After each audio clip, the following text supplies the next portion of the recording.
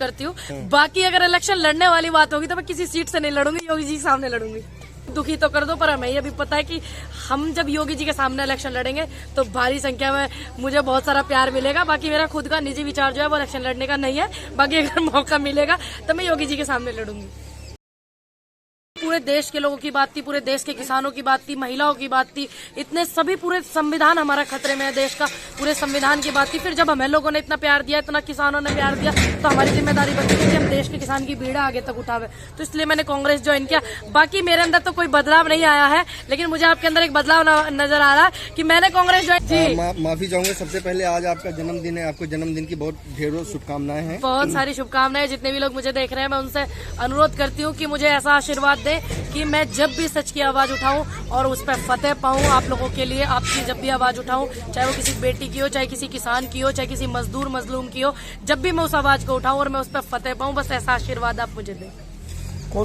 कांग्रेस में आप आई हैं, उत्तर प्रदेश में 2022 में चुनाव आ रहे हैं, तो इलेक्शन भी लड़ेंगी?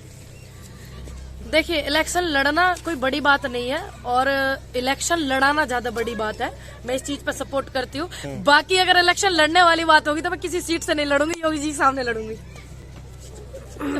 देख लीजिए भाई, योगी जी आप देख लीजिए, आपकी कॉम्पिटिटर बिल्कुल आपके सामने है। जैसे अरविंद केजरीवाल जी मोदी जी के सामने लड़े थे, उसी हिसाब से। देखिए, उस हिसाब का तो मुझे पता नहीं ना। मुझे इतना पता है कि मुझे इलेक्शन लड़ना नहीं है। और दूसरा, योगी जी के सामने तो मुझे कोई बिल्कुल भी नहीं लड़ाएगा। दुखी हो जाएंगे लोग कि इसको योगी जी के सामने लड़ा दोगे। तो अच्छी बात है कि कुछ करो न करो, आदमी को दुखी तो कर दो, पर हमें ये भी पता है कि हम जब योगी जी के सामने इलेक्शन लड़ेंगे तो भारी संख्या में मुझे बहुत सारा प्यार मिलेगा। बाकी मेरा खुद का निजी विचार जो है वो इलेक्शन लड़ने का नहीं है। बाकी अगर मौका मिलेगा तो मैं योगी जी के सामने लड़ूंगी। आप नहीं डर रही, लेकिन आपकी पार्टी कांग्रेस आप बोल रही है कि नहीं लड़ाएगी। कांग्रेस डर रही है क्या योगी जी से? देखिए, मुझे नहीं पता कि कौन किससे डर रहा है। बाकी कांग्रेस बोलना सिखाती है, कांग्रेस आजादी सिखाती है, कांग्रेस ये हमें दबाना नहीं सिखाती, कांग्रेस सच को उठाना सिखाती है। जिस जमाने में हमने जन्म लिया, हमारे माँ बाप ने जन्म लिया, उस जमाने में कांग्रेस थी। कांग्रेस में भारत एक सिखाती है, कांग्रेस भारत भाईचारा कांग्रेस सिखाती है। ये जात धर्मवाद में बांटना कांग्रेस नहीं सिखाती। तो मुझे नहीं लगता कि कांग्रेस लड़ाएगी कि नहीं लड़ाएगी, लेकिन मौका मुझे मिलेगा तो मैं योगी जी के सामने। जी, सत्ता में नहीं आती। जब कांग्रेस आपको इतना सब सत्ता में नहीं आती, जब कांग्रेस आपको इतना क्या बोल रहे हैं? कांग्रेस जब इतना सब कुछ आपको सिखाती है, देश को दुनिया को बताती है भाईचारा, एक दूसरे से मिल के रहना, तो कांग्रेस सत्ता से दूर क्यों है? सवाल तो उठता है ना इस पे। देखिए, अभी सत्ता परिवर्तन कौन नहीं चाहता? जब 2 बार 3 बार से कांग्रेस थी तो सत्ता परिवर्तन सभी चाहते हैं, आपको भी पता है। तो एक समय के आधार पर फिर हम जैसे युवा ने सोची कि चलो नई पार्टी आएगी फिर से, है ना, योगी जी मोदी जी थोड़ा कुछ नया लाएंगे, युवाओं के लिए इतनी बड़ी बड़ी बात करेंगे। तो कर रहे थे 2 करोड़ रोजगार की, और ये देंगे वो देंगे, दोगुनी आय कर देंगे, नए साल भी आगे आए, दोगुनी अब भी ना हुई। तो हम सब जो है उसमें भ्रमित हो गए, जो कि हमारा जो योगदान बहुत ज्यादा रहा उसमें हमारा जो यूथ है उनका बहुत योगदान रहा। बाकी अकेले भारतीय जनता पार्टी के बनाने से वो प्रधानमंत्री नहीं बने, सभी का योगदान है। तो हम भ्रमित हो गए थे। तो अब सत्ता परिवर्तन भी लोग करते हैं, तो अब फिर से जनता बदलाव चाहती है। आपको लगता है कि योगी जी के सामने लड़ने के बाद आपको लगता है कि जमानत जब्त होगी, या कुछ ऐसा डर नहीं लगता आपको? नहीं, मुझे बिल्कुल भी डर नहीं लगता, क्योंकि मुझे सबसे पहले उस ईश्वर पे विश्वास है और दूसरा इस धरती के ईश्वर पे विश्वास है, जिसको प्रताड़ित किया है भारतीय जनता पार्टी के लोगों ने, यानी कि किसानों ने और युवा जोश ने। तो मुझे उन पर बहुत ज्यादा विश्वास है, तो मुझे तो बिल्कुल भी डर नहीं लगता। लेकिन हाँ, ये वाला सवाल एक बार आप योगी आदित्यनाथ जी से भी पूछ लीजिएगा, तो थोड़ा आप अच्छा महसूस करोगे। मैं बिल्कुल अच्छा पूछूंगा। आपने बोला आप हमेशा से किसानों की बात करते हुए ही आपकी पॉपुलैरिटी आई है, आपने पॉपुलैरिटी गेन की है, तो किसानों की पार्टी को छोड़ के आप कांग्रेस में कैसे चली गई? इसके पीछे कोई अहम मुद्दा हो या जी बिल्कुल, बहुत बड़ी बात है।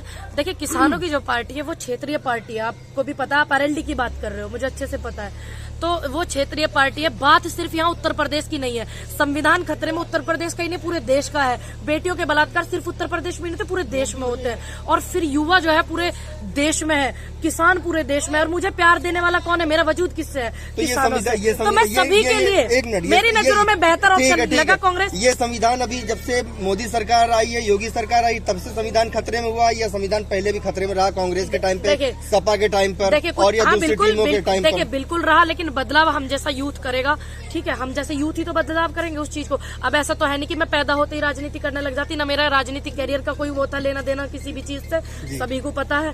तो अब हम जैसे लोग आए हैं और भी बहुत अच्छे अच्छे समझदार यूथ आया हुआ है, तो अब बदलाव चाहते हैं हम लोग। तो संविधान अब ज्यादा खतरे में। आप 2014 से पहले का इतिहास उठा करके देखिए, 2014 के बाद का इतिहास उठा करके देखिए, आपको पूरा समझ में आ जाएगा। 2014 के पहले का इतिहास ये रहा कि मुजफ्फरनगर में हिंदू मुसलमान के बड़े बड़े दंगे हुए थे। हाँ जी, ठीक है। हाँ, तो भ्रमित और 2014 के बाद उत्तर प्रदेश के अंदर एक भी दंगा नहीं हुआ। 2014 के बाद उत्तर प्रदेश के अंदर इतने दंगों को बढ़ावा दिया गया, वो तो लोग समझदार थे। अभी गुड़गांव में हिंदू मुस्लिम को लेकर क्या कर रहे थे ये लोग, अभी 6 दिसंबर को मथुरा में क्या कर रहे थे ये लोग, जो ये ठेकेदार बने फिरते, ये दंगा ही तो फैलाना चाहते थे ना। कितना बड़ा लेवल का दंगा वो भी, जबकि सभी को पता जब कोर्ट का फैसला आ जाएगा उसे हिंदू भी मानेगा, मुसलमान भी, सिख भी और ईसाई भी। तो ये तो और ज्यादा बड़ा दंगा कर रहे थे। रही बात उत्तर प्रदेश की, ये जो हमारा उत्तर प्रदेश है, 2014 में दंगा हुआ था, ऐसा नहीं है कि नहीं हुआ, लेकिन वो लोग अपनी गलती को मान रहे हैं ना, उन लोगों के बहकावे में आ गए थे। लेकिन जो नींव धरी थी मुजफ्फरनगर की, इन्होंने वहां से कितना बड़ा इस चीज का फायदा उठाया ना भारतीय जनता पार्टी के लोगों ने। तो आप वो देखिए कि कितना बड़ा इन्होंने फायदा उठाया, क्या इन्होंने किया हमारे देश में। और जितना उत्तर प्रदेश में नहीं पूरे भारत में जितने लोग प्रताड़ित हुए, जितने बेरोजगार हुए और जितने किसानों की हत्याएं हुई, जिन्होंने खुद हत्याएं की, आत्महत्या करी जिन्होंने, और जितने किसानों की शहादतें हुई, और लखीमपुर खीरी का जो कांड हुआ, आज से पहले कभी ऐसा नहीं हुआ। अच्छा, ठीक है। अभी जब प्रधानमंत्री मोदी फिरोजपुर गए थे पंजाब में, तब संविधान आपको खतरे में दिखा या नहीं दिखा? देखिए, मुझे ईमानदारी से जवाब देना इस बात का। नहीं, बिल्कुल सही बात बोलूंगी। सही बात बोलने के लिए ना मुझे मेरी पार्टी रोक सकती है, ठीक है, मेरा अधिकार है, ना मुझे मेरा संगठन रोक सकता है सच बोलने से। जैसे मैं पहली बोलती वैसे बोलूंगी। मुख्यमंत्री चन्नी की संवैधानिक ये जिम्मेदारी बनती थी या नहीं कि उनको सुरक्षा देना? अच्छा, एक बात बताइए, बिल्कुल बनती थी जिम्मेदारी पे प्रधानमंत्री जी की कोई वो नहीं होनी चाहिए, और जो है अच्छे से जांच पड़ताल भी करी जानी चाहिए। डीजीपी भी हटा दिया, ऐसा सुनने में आया। बाकी आप एक बात ईमानदारी से बताइएगा, जब प्रधानमंत्री जी का रूट लगता है तो कितने घंटे पहले, 48 घंटे पहले एसपीजी अपने अंडर ले लेती है उस रूट को, ठीक। दूसरी बात, मुख्यमंत्री भी केंद्र की बात को फॉलो करते हैं, और वो तो फिर भी विपक्ष के मुख्यमंत्री है, तो ये बात आपको नजर नहीं आती। दूसरी बात, मुख्य प्रधानमंत्री की जब गाड़ी चलती है, 10, 20, 50 गाड़ी आगे चले, 10, 20, 50 पीछे चलती है, तो उस पुल पे प्रधानमंत्री जी की गाड़ी क्यों रोकेगी? जो आगे वाले थे क्या उन्होंने बताया नहीं आगे रोड जाम है? तीसरी बात, जो झंडे वहां फहराए गए भारतीय जनता पार्टी के, जो जिंदाबाद के वहां नारे लगाए गए, मोदी जी जिंदाबाद, वो बदनाम करने के लिए भी तो हो सकता है, बदनाम करने के लिए। अब ये जांच, अब ये आप जांच कीजिए। मैं ये नहीं बोलूंगी कि कोई जांच में दोषी पाया जावे तो आप उसको छोड़ दीजिए, मैं ये भी नहीं बोलूंगी। जांच कीजिए, पड़ताल कीजिए अच्छे से, जिसने गलत किया उसके खिलाफ मुकदमा कीजिए। 2022 में सारी इंटेलिजेंस उनकी, सारी की सारी रॉ उनकी, सारा सिस्टम उनका। और कितनी गलत बात है कि देश के प्रधानमंत्री कहते हैं कि मैं जिंदा लौटा हूँ। किसानों ने तो ना कहा, उन्होंने उनसे भी कह देना कि वो जिनकी शहादत हो गई किसानों की, वो भी ये बोल रहे हैं आपको कि जी हम आंदोलन में से उल्टे नहीं लौटे। एक बार बता देना देश के प्रधानमंत्री जी। बिल्कुल देखेंगे, बताने की जरूरत नहीं पड़ेगी मेरे ख्याल से, वो खुद देख लेंगे।